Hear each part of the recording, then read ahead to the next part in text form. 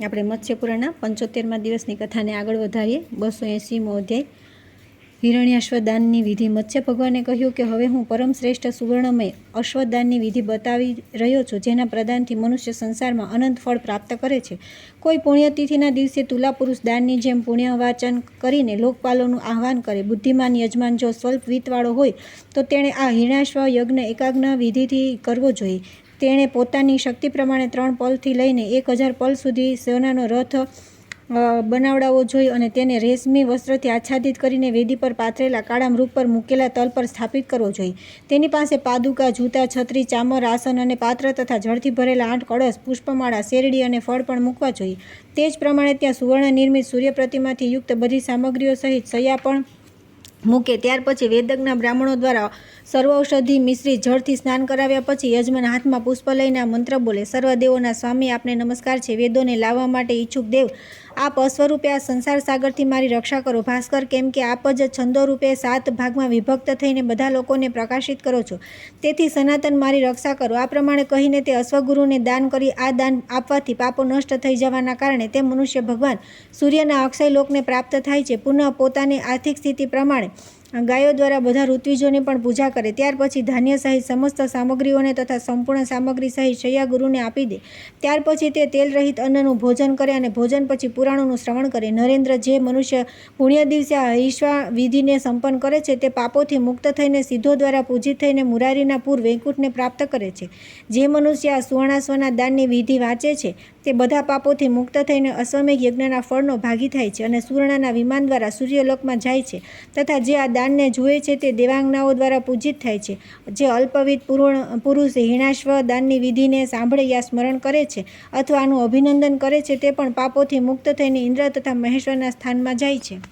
ત્યાર પછી આવે છે 281મો અધ્યાય હિરણ્યાશ્વ રથદાનની વિધિ। મત્સ્ય ભગવાને કહ્યું કે હવે હું સર્વશ્રેષ્ઠ પુણ્યપ્રદ અને મહાપાતકોનું વિનાશક અશ્વરથ નામક મહાદાનનું વર્ણન કરી રહ્યો છું। આ દાનમાં પણ પુણ્ય પર્વના દિવસે તુલા પુરુષ દાનની જેમ યજમાન પુણ્યવાચન કરીને લોકપાલોનું આહ્વાન કરે તથા ઋત્વિજ, મંડપ, પૂજન સામગ્રી, આભૂષણ અને આચ્છાદન વગેરેને એકત્રિત કરે। પછી ઓછા ધનવાળાએ 1 કુંડી હોમ વગેરે કરવા। વેદી પણ કૃષ્ણ મૃગ ચર્મ બિછાવીને તેની ઉપર રાખેલા તલો પર સુવર્ણમય રથની સ્થાપના કરે। તે રથ 7 યા 4 ઘોડાથી યુક્ત હોય, જેમાં 4 પૈડા હોવા જોઈએ અને તેને ધૂસરીથી સંપન્ન તથા ઇન્દ્રનીલ મણીના કળશ અને ધ્વજાથી સુશોભિત કરવો જોઈએ। તેના પર પદ્મરાગ મણીના દળથી યુક્ત 8 લોકપાલોની મૂર્તિ, રેશમી વસ્ત્રથી સુશોભિત જળથી ભરેલા 4 કળશ તથા 18 ધાન્ય હોય અને ફળથી સંયુક્ત તથા પુરુષથી સમન્વિત હોવો જોઈએ। જે પુરુષ જે દેવમાતાનો ભક્ત હોય તે તેમના નામનું ઉચ્ચારણ કરીને અધિવાસન કરે। છત્ર, ચામર, રેશમી વસ્ત્ર, જૂતા, પાદુકા તથા પોતાની આર્થિક શક્તિ અનુસાર ગાયોની સાથે શૈયા વગેરેનું દાન કરવું જોઈએ। બુદ્ધિમાન પુરુષે અર્થના અભાવમાં 3 પલ સોનાથી વધારે તોલનો અશ્વરથ બનાવવો જોઈએ। તે જ પ્રમાણે 8, 4 અથવા 2 અશ્વથી યુક્ત સુવર્ણમય સિંહધ્વજથી સમન્વિત રથનું દાન કરવું જોઈએ। ઘોડા પર સવાર બંને અશ્વિની કુમારોને તેના ચક્ર રક્ષક તરીકે સ્થાપિત કરવા જોઈએ। આ પ્રમાણે પુણ્યકાળ પ્રાપ્ત થતાં બ્રાહ્મણો દ્વારા પૂર્વવત સ્નાન કરીને યજમાન શ્વેત વસ્ત્ર અને શ્વેત પુષ્પોની માળા ધારણ કરીને હાથમાં પુષ્પ લઈને તે રથની 3 પ્રદક્ષિણા કરીને દાન કરે। તે સમયે આ મંત્ર બોલે: પાપ સમૂહના માટે દાવાગ્નિ સ્વરૂપ દેવ, આપ પાપોના વિનાશક વિશ્વાત્મા, વેદરૂપી ઘોડાઓથી યુક્ત તેજના અધીશ્વર અને સૂર્યરૂપ છો। આપને વારંવાર નમસ્કાર છે। આપ મને શાંતિ પ્રદાન કરો, કેમ કે આપ જ 8 વસુઓ, આદિત્યો અને મરુદગણોનું ભરણપોષણ કરવાવાળા અને પરમ નિધાન છો। તેથી આપની કૃપાથી પાપોનો ક્ષય થઈ થવાથી મારું હૃદય ધર્મ કાર્યમાં પ્રવૃત્ત રહે। આ પ્રમાણે જે મનુષ્ય આ લોકમાં ભવ ભય નાશક આ તુરથ પ્રદાન નામક મહાદાન કરે છે તે પાપોથી મુક્ત થઈ જાય છે અને તે ભગવાન શિવના પરમ પદને પ્રાપ્ત કરે છે તથા તે પોતાના તેજસ્વી શરીર દ્વારા પૂર્ણરૂપે સૂર્યના પ્રભાવવાળા મંડળને પણ પાર કરીને બ્રહ્માની સાથે ચિરકાળ સુધી નિવાસ કરે છે। જે પ્રાણી આ લોકમાં સુવર્ણ રથ નામક મહાદાનની વિધિને વાંચે છે અથવા સાંભળે છે તે કદીય નરક લોકમાં જતા નથી, બલકે ભગવાન વિષ્ણુના લોકમાં જાય છે। ત્યાર પછી આવે છે 282મો અધ્યાય હેમહસ્તિરથ દાનની વિધિ। મત્સ્ય ભગવાને કહ્યું કે હવે હું મંગળમય સુવર્ણ નિર્મિત હસ્તિરથ નામક મહાદાનનું વર્ણન કરી રહ્યો છું, જે આપવાથી મનુષ્ય વિષ્ણુલોકમાં જાય છે। પૂર્વની જેમ તુલા પુરુષ દાનની જેમ કોઈ પુણ્ય પર્વના દિવસે બુદ્ધિમાન યજમાને બ્રાહ્મણો દ્વારા પુણ્યવાચન કરાવીને લોકપાલોનું આહ્વાન કરવું જોઈએ। પછી તે જ પ્રમાણે ઋત્વિજ, મંડપ, પૂજન સામગ્રી, આભૂષણ અને આચ્છાદન વગેરે એકત્રિત કરે। આ મહાદાનમાં પણ યજમાને ઉપવાસ કરીને બ્રાહ્મણોની સાથે ભોજન કરવાનું વિધાન છે. યજમાને મણીઓથી સુશોભિત પુષ્કર રથના આકારનો સુવર્ણમય રથ જે વિચિત્ર તોરણો અને 4 પૈડાથી યુક્ત હોય બનાવડાવવો જોઈએ. તે રથને કૃષ્ણ મૃગચર્મની ઉપર રાખેલા એક પડિયા તલ પર સ્થાપિત કરવો જોઈએ. તે રથ 8 લોકપાલ બ્રહ્મા, શિવ અને સૂર્યની પ્રતિમાથી યુક્ત હોય. તેના મધ્ય ભાગમાં લક્ષ્મી સહિત વિષ્ણુ ભગવાનની પણ મૂર્તિ હોવી જોઈએ. તે 18 પ્રકારના અન્ન, પાત્ર, આસન, ચંદન, દીપક, જૂતા, છત્ર, દર્પણ અને પાદુકાથી યુક્ત હોવો જોઈએ. તેથી ધ્વજા પર ગરુડ તથા ધૂસરીના અગ્રભાગ પર વિનાયકને સ્થાપિત કરવા જોઈએ. તે નાના પ્રકારના ફળોથી યુક્ત હોય અને તેની ઉપર ચંદરવો બાંધેલો હોય. તે 5 રંગના રેશમી વસ્ત્ર, પુષ્પો, 4 માંગડી કળશોની સાથે 8 ગાયો તથા મોતીઓની માળાઓથી વિભૂષિત 4 સુવર્ણના હાથીઓથી સંપન્ન હોય. ફરી 2 જીવિત હાથીઓને રથમાં જોતરીને દાન કરવું જોઈએ. પોતાની શક્તિ પ્રમાણે તે રથ 5 પલથી લઈને 1 ભાર સુધીના સોનાથી બનાવડાવવો જોઈએ.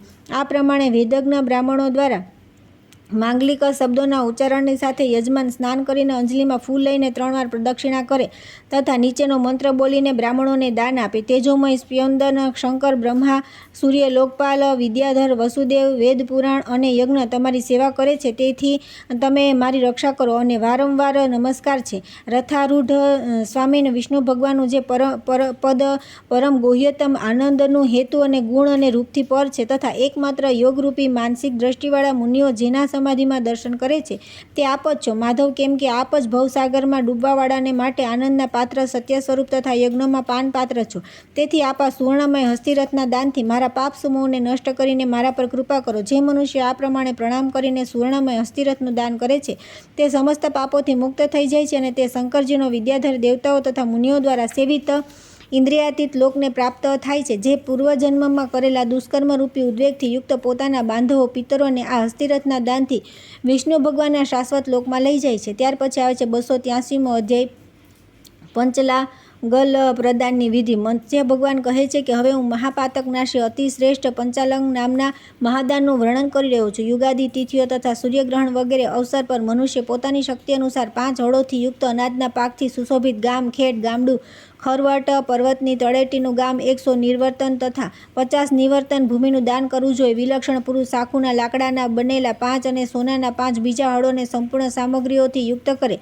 તે 5 હળ 5 પલ સોનાથી લઈને 1000 પલ સોનાના બનાવડાવવા જોઈએ. સાથે સાથે 10 વૃષભોને જે ઉત્તમ લક્ષણોથી યુક્ત તથા ભાર ઉપાડવામાં સમર્થ હોય, જેમના શિંગડા સોનાથી, પૂંછ મોતીથી અને ખરીઓથી ચાંદીથી વિભૂષિત હોય, તેમના મસ્તક પર તિલક કર્યું હોય, જે લાલ રેશમી વસ્ત્રથી સુશોભિત તથા પુષ્પમાળાને ચંદનથી યુક્ત હોય, શાળામાં અધિવાસિત કરાવે. પછી પર્જન્ય, આદિત્ય અને રુદ્રના માટે ખીરનો ચરુ તૈયાર કરે અને ગુરુ તેને એક જ કુંડમાં તેમના માટે નિવેદિત કરે. તે જ પ્રમાણે પલાશની સમિધા, ઘી તથા કાળા તલનો હવન કરે. બુદ્ધિમાન યજમાન તુલા પુરુષ દાનની જેમ લોકપાલોનું આહ્વાન કરે. ત્યાર પછી સફેદ વસ્ત્ર અને માળા ધારણ કરીને બુદ્ધિમાન યજમાન માંગલિક શબ્દોની સાથે દ્વિજ દંપતીને બોલાવી સોનાનો અછોડો, અંગૂઠી, રેશમી વસ્ત્ર, સોનાના કંકણ અને મણીઓ દ્વારા તેમની પૂજા કરે તથા સામગ્રીઓ સહિત શૈયા અને 1 કપ દૂધ આપનારી ગાયનું પણ દાન કરે. હળોની ચારે બાજુ 18 પ્રકારના ધાન્ય રાખવા જોઈએ. પછી અંજલિમાં ફૂલ લઈને પ્રદક્ષિણા કર્યા પછી બધાનું દાન કરી દેવું જોઈએ. તે સમયે આ મંત્ર બોલવો, કેમ કે બધા દેવતાઓ અને ચરાચર જીવ વૃષભોના અંગમાં નિવાસ કરે છે. તેથી મારી શિવમાં ભક્તિ થાવ, કેમ કે અન્ય બધા દાન ભૂમિદાનના 16મા ભાગની પણ બરાબરી કરી શકતા નથી. તેથી ધર્મમાં મારી દ્રઢ ભક્તિ થાવ. 7 મંતાંતરથી હાથીના દંડના માપથી 300 દંડ માપનું એક નિવર્તન થાય છે. જે પુરુષ આ માપ પ્રમાણે 100 નિવર્તન ભૂમિનું આ વિધિથી દાન કરે છે તેના પાપો શીઘ્ર નષ્ટ થઈ જાય છે. જે તેનાથી અડધું યા માત્ર ગોચર્મ અથવા એક ભવન બનવા યોગ્ય ભૂમિનું દાન કરે છે તે પણ પાપોથી મુક્ત થઈ જાય છે. જે મનુષ્ય ભૂમિદાન કરે છે તે દાનની ભૂમિમાં હળના મુખથી જેટલા માર્ગ બને છે તથા સૂર્યપુત્રીના અંગમાં જેટલા રૂંવાટા છે તેટલા વર્ષો સુધી શંકરપુરીમાં નિવાસ કરે છે તથા ગંધર્વ, કિન્નર, સૂર, અસુર અને સીધો ચામરો ઢોળાતા મહાન વિમાન પર સવાર થઈને પિતામહ અને બાંધવોની સાથે શંભુલોકમાં જાય છે, ત્યાં પૂજિત થાય છે. મનુષ્ય આ ગાય, ભૂમિ, હળ અને વૃષભોનું દાન કરવાથી નષ્ટ થયેલા ઇન્દ્રત્વને પ્રાપ્ત કરી લે છે. તેથી ઐશ્વર્ય અને સમૃદ્ધિના માટે ભૂમિદાનને અવશ્ય કરવું જોઈએ. ત્યાર પછી આવે છે 284મો અધ્યાય, હેમધરા સુવર્ણમય પૃથ્વીદાનની વિધિ. મત્સ્ય ભગવાને કહ્યું કે હવે હું મનુષ્યના અમંગળ અને પાપનાશક સર્વશ્રેષ્ઠ હેમધરા દાનનું વર્ણન કરી રહ્યો છું. દાની આ દાનમાં જંબુદ્વીપના આકારની જેમ સુવર્ણમય પૃથ્વીની રચના કરાવે. તે મધ્યમાં સુમેરુ પર્વતથી યુક્ત, મર્યાદા પર્વતોથી સંપન્ન તથા 8 લોકપાલો, 9 ખંડો, નદીઓ, નદોથી યુક્ત સાતે સાગરોથી ઘેરાયેલી હોય તેને બહુમૂલ્ય રત્નોથી તથા વસુ, રુદ્ર અને આદિત્યોથી યુક્ત કરી દે. આ પૃથ્વીને પોતાની શક્તિ અનુસાર 1500, 300, 200 યા 100 પલ સોનાની બનાવવી જોઈએ. વિચક્ષણ પુરુષ પોતાની અસમર્થતામાં આને 5 પલથી અધિક સુવર્ણથી પણ બનાવડાવી શકે છે. બુદ્ધિમાન પુરુષ તુલા પુરુષ દાનની જેમ લોકપાલોનું આહ્વાન તથા આચ્છાદન વગેરેનું સંકલન કરે. પછી વેદી પર કૃષ્ણમૃગચર્મ બિછાવી તેની ઉપર મૂકેલા તલ પર પૃથ્વીની પ્રતિમા સ્થાપિત કરી દે. તે પછી તેની ચારે બાજુ 18 પ્રકારના ધાન્ય, લવણાદિ રસો અને જળથી ભરેલા 8 માંગલિક કળશોને સ્થાપિત કરવા જોઈએ. તેને રેશમી ચંદરવો, વિવિધ પ્રકારના ફળ, મનોહર રેશમી વસ્ત્ર અને ચંદનથી અલંકૃત કરવા જોઈએ. આ પ્રમાણે અધિવાસનપૂર્વક પૃથ્વીનું બધું કાર્ય સંપન્ન કરીને સ્વયં શ્વેતવર્ણના આભૂષણોથી વિભૂષિત થઈને અંજલિમાં પુષ્પ લઈને પ્રદક્ષિણા કરે તથા પુણ્યકાળ આવતા આ મંત્રનું ઉચ્ચારણ કરે. વસુંધરે, કેમ કે તમે બધા દેવતાઓ તથા સંપૂર્ણ પૃથ્વી પ્રાણી માત્રના આશ્રયભૂતા તથા ધાત્રી છો, તેથી મારી રક્ષા કરો. તમને નમસ્કાર છે, કેમ કે તમે બધી પ્રકારના ભવનો, તેમાં નિવાસ કરનારા પ્રાણીઓ તથા અત્યંત નિર્મળ રત્નોને પણ ધારણ કરો છો. તેથી વસુંધરા નામ છે તમારું. તમે સંસાર ભયથી મારી રક્ષા કરો. અંચલ્ય, કેમ કે બ્રહ્મા પણ તમારા અંતને પ્રાપ્ત કરી શકતા નથી, તેથી તમે અનંતા છો. તમને પ્રણામ છે. તમે આ સંસારરૂપી કીચડથી મારી રક્ષા કરો. તમે જ વિષ્ણુમાં લક્ષ્મી, શિવમાં ગૌરી, બ્રહ્માની સામીપ ગાયત્રી, ચંદ્રમામાં જ્યોત્સના, રવિ, પ્રભા, બૃહસ્પતિમાં બુદ્ધિ અને મુનિઓમાં મેઘા નામથી પ્રસિદ્ધ છો. તેથી વિશ્વંભરા કહેવાઓ છો. ધૃતિ, સ્થિતિ, ક્ષમા, ક્ષોણી, પૃથ્વી, વસુમતી તથા રસા આ તમારી મૂર્તિઓ છે. દેવી, તમે પોતાની આ મૂર્તિઓ દ્વારા સંસાર સાગરથી મારી રક્ષા કરો. આ પ્રમાણે બોલીને પૃથ્વીની મૂર્તિને બ્રાહ્મણને આપી દે. તે પૃથ્વીનો અડધો યા ચોથો ભાગ ગુરુને સમર્પિત કરે. શેષ ભાગ ઋત્વિજોને આપી તેમને નમસ્કાર કરીને વિસર્જન કરે. જે મનુષ્ય પુણ્યકાળમાં સોનાની બનેલી પૃથ્વીનું આ વિધિ પ્રમાણે દાન કરે તે વૈષ્ણવપદને પ્રાપ્ત થાય છે તથા દિવ્ય વિમાન દ્વારા વૈકુંઠમાં જઈને 3 કલ્પ સુધી નિવાસ કરે છે અને 21 પેઢીઓના પિતરો, પુત્રો અને પૌત્રનો ઉદ્ધાર કરી દે છે. આ પ્રમાણે જે મનુષ્ય આ વિધિને વાંચે અથવા સંભળાવે તે પણ સર્વ પાપોથી મુક્ત થઈ જાય છે અને તે સ્વર્ગલોકમાં હજારો દેવતાઓ દ્વારા સેવિત થાય છે. ત્યાર પછી આવે છે 285મો અધ્યાય, વિશ્વચક્ર દાનની વિધિ. મત્સ્ય ભગવાને કહ્યું કે હવે હું મહાપાતક નાશી અને અત્યંત શ્રેષ્ઠ વિશ્વચક્ર નામક મહાદાનની વિધિ બતાવી રહ્યો છું. આ વિશ્વચક્ર 1000 પલ સોનાનું ઉત્તમ, 500 પલનું મધ્યમ અને 250 પલનું કનિષ્ઠ કહેવામાં આવ્યું છે. અલ્પ સંપત્તિવાળો મનુષ્ય 20 પલનું બનાવડાવીને દાન કરી શકે છે. આ ચક્ર 16 આરાઓ તથા 8 નેમીઓથી યુક્ત ઘૂમે એવું હોવું જોઈએ. તેના નાભિકમલ પર યોગારૂઢ ચતુર્ભુજ વિષ્ણુને સ્થાપિત કરવા જોઈએ. તેમની બાજુમાં શંખ ચક્ર હોય અથવા 8 દેવીઓ તેમની ચારે બાજુથી ઘેરી રહી હોય. તેના બીજા આવરણમાં તે જ પ્રમાણે જલશાહી, અત્રિ, ભૃગુ, વશિષ્ઠ, બ્રહ્મા, કશ્યપ, મત્સ્ય, કુર્મ, વરા, નૃસિંહ, વામન, રામચંદ્ર, પરશુરામ, કૃષ્ણ, બુદ્ધ અને કલ્કી. ત્રીજા આવરણમાં માતૃકાઓ તથા વસુઓ સહિત ગૌરીને. ચતુર્થ આવરણમાં 12 આદિત્યો તથા 4 વેદોને. પાંચમા આવરણમાં પંચમહાભૂત તથા 11 રુદ્રોને. છઠ્ઠા આવરણમાં 8 લોકપાલો તથા દિગ્ગજોને. સાતમા આવરણમાં સર્વ પ્રકારના માંગલિક અસ્ત્રોને તથા 8મા આવરણમાં થોડા થોડા અંતર પર દેવતાઓની સ્થાપના કરે. બાકીની વિધિ તુલા પુરુષ દાનની જેમ કરવી જોઈએ. તે જ પ્રમાણે ઋત્વિજ, મંડપ, પૂજન સામગ્રી, આભૂષણ તથા આચ્છાદન વગેરેને પણ રાખવા જોઈએ. પછી ઉક્ત વિશ્વચક્રને કૃષ્ણ મૃગચર્મ પર રાખેલા તલની ઉપર સ્થાપિત કરવું જોઈએ. પછી 18 પ્રકારના અન્ન, લવણ વગેરે બધા રસ, જળથી ભરેલા 8 માંગલિક કળશ, વિવિધ પ્રકારના વસ્ત્ર, પુષ્પમાળા, શેરડી, ફળ, રત્ન, ચંદરવો આ બધાને પણ યથાસ્થાન રાખવા જોઈએ. ત્યાર પછી માંગલિક શબ્દોની સાથે ગૃહસ્થ યજમાન સ્નાન કરી શ્વેત વસ્ત્ર ધારણ કરીને હવન અને અધિવાસન ઉપરાંત અંજલિમાં પુષ્પ રાખીને 3 પ્રદક્ષિણા કરે અને આ મંત્ર બોલે. વિશ્વમયને નમસ્કાર છે. વિશ્વચક્રત્મને પ્રણામ છે. તમે પરમાનંદ સ્વરૂપ છો, તેથી પાપરૂપ કીચડથી મારી રક્ષા કરો. કેમ કે આ તત્વ સ્વરૂપ ગુણાતીત તેજોમય વિશ્વચક્રને યોગીઓ સદા પોતાના હૃદયમાં જોઈએ છે, તેથી તમને નમસ્કાર કરું છું. આ વિશ્વચક્ર વાસુદેવમાં સ્થિત છે અને માધવ આ ચક્રના મધ્ય ભાગમાં સ્થિત છે. આ પ્રમાણે તમે બંને અન્યોન્યાધાર રૂપે સ્થિત છો. તમને હું પ્રણામ કરું છું. કેમ કે આ વિશ્વચક્ર પાતકોનો વિનાશ કરનારું ભગવાનનું આયુ તેમનું નિવાસ સ્વરૂપ પણ છે, તેથી આ સંસારથી મારો ઉદ્ધાર કરો. આ પ્રમાણે આમંત્રિત કરીને જે મનુષ્ય મત્સર રહિત થઈને આ વિશ્વચક્રનું દાન કરે છે તે બધા પાપોથી મુક્ત થઈને વિષ્ણુલોકમાં પૂજિત થાય છે તથા વૈકુંઠ લોકને પ્રાપ્ત થાય છે. 4 ભુજાઓથી યુક્ત અને અવિનાશિત થઈ જાય છે.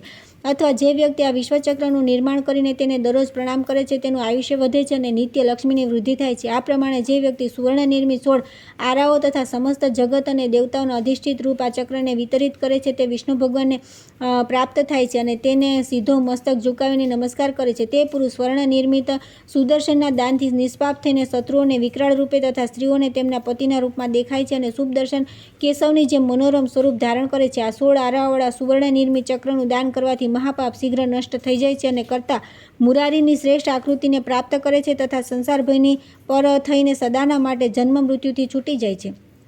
ત્યાર પછી આવે છે 286મો અધ્યાય કનક કલ્પ લતા દાનની વિધિ. મત્સ્ય ભગવાને કહ્યું કે હવે હું મહાપાપોને નષ્ટ કરનારા પરમ ઉત્તમ મહાકલ્પલતા નામક મહાદાનની વિધિ બતાવી રહ્યો છું. બુદ્ધિમાન યજમાન કોઈ પુણ્યતિથિના દિવસે પુણ્ય વાચન કરીને પૂર્વકથી તુલાપુરુષ દાનની જેમ ઋત્વિજ મંડપ પૂજન સામગ્રી આભૂષણ અને આચ્છાદન વગેરેનો પ્રબંધ કરે તથા લોકપાલોનું આહ્વાન કરે. કલ્પલતા દાનના માટે સુવર્ણ નિર્મિત સમાન પરિમાણની 10 કલ્પલતાઓ બનાવડાવે, જે વિવિધ પ્રકારના વસ્ત્રોથી વિભૂષિત તથા વિદ્યાધરો તથા પક્ષીઓની જોડીઓથી સુશોભિત હોય. તેમને પુષ્પ વીણવાનો પ્રયત્ન કરતા સીધો ફળ ખાવા માટે ઉત્સુક પક્ષીઓ તથા લોકપાલોના જેવી આકૃતિવાળા દેવીઓથી યુક્ત બનાવવી જોઈએ. પછી મીઠાની ઉપર અનંત અને બ્રાહ્મી શક્તિને સ્થાપિત કરવી જોઈએ. 2 લતાઓના નીચેના ભાગમાં પદ્મ અને શંખથી સુશોભિત હાથોવાળી તે બંને મંગળમય દેવતાઓને ચિત્રિત કરવી.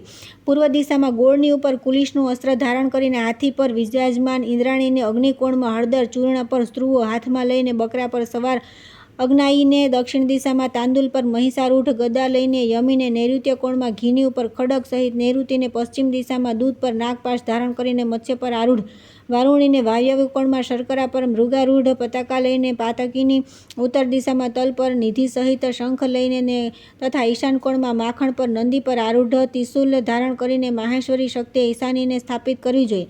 તે જ પ્રમાણે ત્યાં કેશ મુગટ ધારણ કરવાવાળી વરદાયની દેવીઓને પણ બાળકોની સાથે સ્થાપિત કરવી જોઈએ. તેમને પોતાની શક્તિ અનુસાર 5 પલ સોનાથી લઈને 1000 પલ સુધીની બનાવડાવી જોઈએ. આ બધીની ઉપર પંચરંગી ચંદરવો લગાવવો જોઈએ. પછી 10 ગાયો 10 કળશ તથા 2 વસ્ત્રોનું દાન આપવું જોઈએ. આમનાથી 2 મધ્યમ લતાઓને ગુરુને તથા અન્ય ઋત્વિજોને આપવી જોઈએ. ત્યાર પછી બુદ્ધિમાન યજમાને માંગલિક શબ્દોની સાથે સ્નાન કર્યા પછી શ્વેત વસ્ત્ર ધારણ કરીને આ કલ્પલતાઓની 3 પ્રદક્ષિણા કરીને આ મંત્રનું ઉચ્ચારણ કરવું જોઈએ, જે પાપ વિનાશીની બ્રહ્માંડ તથા લોકેશ્વરોનું પાલન કરવાવાળી તથા યાચકોની અભિલાષાથી પણ વધારે ફળ પ્રદાન કરવાવાળી છે. તે કલ્પલતા વધુઓ તથા દિગ્વધુઓને વારંવાર નમસ્કાર છે. આ પ્રમાણે જે પુરુષ ભવભયને હરણ કરનારા સંપૂર્ણ દિક્પાનો દાન કરે છે તે અભિષ્ટ ફળદાયી નાગલોકમાં બ્રહ્માના 30 વર્ષો સુધી નિવાસ કરે છે તથા સેંકડો પિતરોને ભવસાગરથી તારી દે છે. તે સાંસારિક પાપોના નાશ થઈ જવાથી વિશુદ્ધ થઈને બ્રહ્માના લોકમાં વંદિત થાય છે. આ પ્રમાણે દિગાંગોના તથા કનક કલ્પલતાના દાનની વિધિને જે વાંચે સ્મરણ કરે અથવા જુએ છે તે ઇન્દ્ર દ્વારા સેવિત પદને પ્રાપ્ત થાય છે. ત્યાર પછી આવે છે 287મો અધ્યાય સપ્તસાગર દાનની વિધિ. મત્સ્ય ભગવાને કહ્યું કે હવે હું સંપૂર્ણ પાપોના વિનાયક પરમ ઉત્તમ સપ્તસાગર નામક મહાદાનની વિધિ બતાવી રહ્યો છું. બુદ્ધિમાન પુરુષ તુલા પુરુષ દાનની જેમ કોઈ પવિત્ર દિવસે પુણ્યવાચન કરીને લોકપાલનું આહ્વાન કરે તથા ઋત્વિજ મંડપ પૂજન સામગ્રી ભૂષણ આચ્છાદન વગેરેનો પ્રબંધ પણ તે જ પ્રમાણે કરે. વિચક્ષણ પુરુષ સુવર્ણ નિર્મિત 7 સ્વતંત્ર કુંડોનું નિર્માણ કરે. આ કુંડ 7 વેંચ ચોડા તથા એક અરીત્ન અર્થાત બાંધેલી મુઠ્ઠીવાળા હાથ જેટલો લાંબો હોવો જોઈએ. તેમની પોતાની આર્થિક શક્તિ અનુસાર 7 પલ સોનાથી લઈને 1000 પલ સોનાના બનાવડાવવા જોઈએ. આ બધા કુંડોને કૃષ્ણ મૃગ ચર્મ પર મૂકેલા તલની ઉપર સ્થાપિત કરવા જોઈએ. પ્રથમ કુંડને લવણથી, બીજાને દૂધથી, ત્રીજાને ઘીથી, ચોથાને ગોળથી, પાંચમાને દહીંથી, છઠ્ઠાને ચીનીથી તથા સાતમાને તીર્થોના પવિત્ર જળથી પૂર્ણ કરવો જોઈએ. પછી લવણ કુંડમાં સુવર્ણ નિર્મિત બ્રહ્માની, દૂધના કુંડમાં ભગવાન વિષ્ણુની, શર્કરા કુંડમાં લક્ષ્મીની અને જળકુંડમાં પાર્વતીની સ્થાપના કરવી જોઈએ. બધા કુંડોને બધી બાજુથી રત્નો તથા ધાન્યો દ્વારા અલંકૃત કરવા જોઈએ. બાકીની વિધિ તુલા પુરુષ દાનની જેમ કરવી જોઈએ. ત્યાર પછી મહાવારુણી આહુતિને આપીને વેદજ્ઞ બ્રાહ્મણો દ્વારા અભિષિક્ત યજમાન આ કુંડોની 3 પ્રદક્ષિણા કરીને આ મંત્ર બોલે. સનાતન સાગરો, આપ સમસ્ત જીવોના પ્રાણદાતા તથા સંપૂર્ણ નદીઓના આધાર છો. આપને વારંવાર નમસ્કાર છે, કેમ કે આપ દૂધ, જળ, ઘી, દહીં, મધ, લવણ, શક્કરરૂપ તથા અમૃત તથા રત્ન વગેરે સંપત્તિઓ દ્વારા ત્રિભુવનના પ્રાણી માત્રને આનંદિત કરો છો. તેથી મારા પણ પાપોનો વિનાશ કરો, કેમ કે આપ જ સમસ્ત ભુવનોના લોકોના પાપ અક્ષય અમૃત વિલેપન અને આભૂષણના નિમિત્ત તીર્થો, દેવતાઓ, અસુરો અને સુંદર મણીના પ્રદાન કાર્યને ધારણ કરનારા છો. તેથી આ લક્ષ્મી મને પણ પ્રાપ્ત થાય. આ પ્રમાણે જે મનુષ્ય પવિત્ર અને વિસ્મય રહિત થઈને આ લોકમાં રસ તથા અમૃતથી યુક્ત નિર્મળ સોનાના બનેલા સાગરોનું દાન કરે છે તે દેવતાઓ દ્વારા પૂજિત થઈને ભગવાન વિષ્ણુના પદને પ્રાપ્ત થાય છે. સંપૂર્ણ પાપોના નષ્ટ થવાથી વિશુદ્ધ થયેલા આ પુરુષ નરલોકમાં ગયેલા પોતાના પિતૃઓને શીઘ્ર શિવલોકમાં લઈ જાય છે.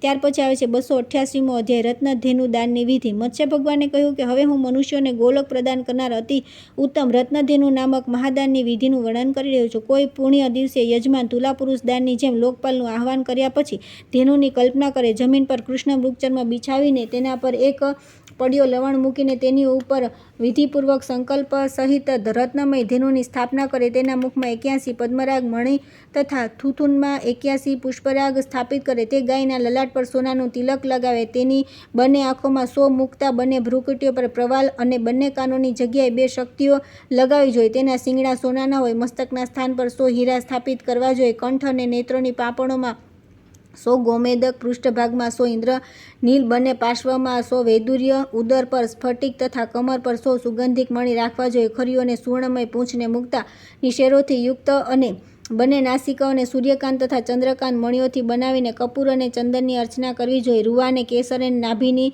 ચાંદીની બનાવી ગુદામાં 100 લાલ મણિઓ લગાવવા જોઈએ. અન્ય રત્નોને સંધિભાગો પર લગાવવા જોઈએ. જીભને શર્કરાથી, ગોબરને ગોળથી અને ગૌમૂત્ર ઘીનું બનાવવું જોઈએ. દહીં, દૂધ પ્રત્યક્ષ જ રાખવા. પૂંછના અગ્રભાગ પર ચમર અને નજીકમાં તાંબાની કોણી મૂકવી જોઈએ. પોતાની આર્થિક સ્થિતિ અનુસાર તેને સોનાથી નિર્મિત આભૂષણ અને કુંડળ પહેરાવવા જોઈએ. તેના પગ શેરડીના હોય. આ જ પ્રમાણે ગાયના ચતુર્થાંશ વાછડું બનાવવું જોઈએ. તે ગાયની નજીક સર્વ પ્રકારના અન્ન, વિવિધ ફળ, પચરંગી ચંદરવો રાખવો જોઈએ. આ પ્રમાણે ગાયની રચના, હવન અને અધિવાસન કરીને ઋત્વિજોને દક્ષિણા આપવી જોઈએ. તે પછી ધેનુને આમંત્રિત કરે. તે સમયે ગરુડ ધેનુની જેમ આહ્વાન કરીને આ પ્રમાણે કહેવું જોઈએ: દેવી, કેમ કે રુદ્ર, ઇન્દ્ર, સૂર્ય, બ્રહ્મા, વિષ્ણુ આ બધા તમને સંપૂર્ણ દેવતાઓના નિવાસસ્થાન માને છે તથા સંપૂર્ણ ત્રિભુવન તમારા શરીરમાં વ્યાપ્ત છે. તેથી તમે મારો ઉદ્ધાર કરો. આ પ્રમાણે આમંત્રિત કર્યા પછી ગાયની પરિક્રમા કરીને ભક્તિપૂર્વક હાથમાં જળ લઈ તે ગાયનું બ્રાહ્મણ ગુરુને દાન કરવું જોઈએ. જે વ્યક્તિ આ પ્રમાણે પુણ્ય દિવસે ઉપવાસ કરીને આ દાન કરે છે તે પાપ મુક્ત થઈ જાય છે અને તે ભગવાન મુરારીના પરમ પદને પ્રાપ્ત કરે છે. આ પ્રમાણે સંપૂર્ણ વિધિઓને જાણવાવાળો જે પુરુષ આ રત્નધેનુનું દાન કરે છે તે સંપૂર્ણ પાપોથી મુક્ત થઈને કામદેવ જેવો સૌંદર્યશાળી થઈ જાય છે તથા પોતાના બંધુઓ, પુત્રો અને પૌત્રોની સાથે દિવ્ય વિમાનમાં સવાર થઈને શિવલોકને પ્રાપ્ત થાય છે. ત્યાર પછી આવે છે 289મો અધ્યાય, મહાભૂત ઘટ દાનની વિધિ. મત્સ્ય ભગવાને કહ્યું કે હવે હું મહાપાતકોને નષ્ટ કરનારા અતિ ઉત્તમ મહાભૂત ઘટ દાન નામક મહાદાનની વિધિ બતાવી રહ્યો છું. કોઈ પવિત્ર દિવસે તુલાપુરુષ દાનની જેમ મહાપુણ્ય વાચન કરીને ઋત્વિજ, મંડપ, પૂજન સામગ્રી, આભૂષણ અને આચ્છાદન વગેરેના પ્રબંધની સાથે લોકપાલોનું આહ્વાન કરે.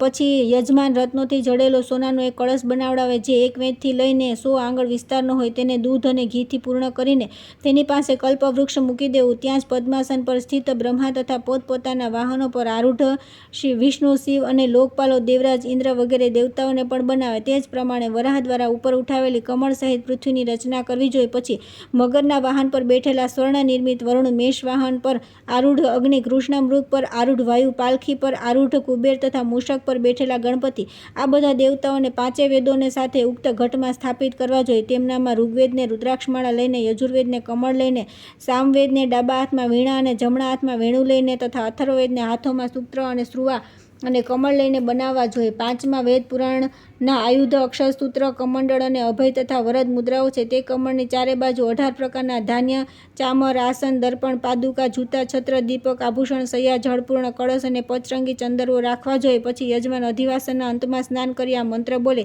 આ ચરાચર જગતમાં આપ લોકો સંપૂર્ણ દેવતાઓના આધાર તથા પંચ મહાભૂતાના અધિદેવતા છો. આપ લોકોને પ્રણામ છે. આપ મને શાંતિ અને કલ્યાણ પ્રદાન કરો. કેમ કે આ બ્રહ્માંડના બધા જીવોમાં આ 5 મહાભૂતો સિવાય અન્ય કંઈ પણ નથી. તેથી આમની કૃપાથી મને અક્ષયલક્ષ્મી પ્રાપ્ત થાય છે તથા પિતરો અને બંધુઓની સાથે દિવ્ય વિમાન પર આરૂઢ થઈને વિષ્ણુલોકમાં જાય છે. જે મનુષ્ય આ ઉપરયુક્ત 16 મહાદાનોનું અનુષ્ઠાન કરે તેને આ લોકમાં પુનઃ આવવું પડતું નથી. આ પૃથ્વી પર જે મનુષ્ય વસુદેવની સમીપ આને વાંચે છે તથા પરિવાર સહિત સાંભળે છે તે સૂર્ય સમાન તેજસ્વી થઈને વિષ્ણુલોકમાં કલ્પ પર્યંત આનંદ કરે છે.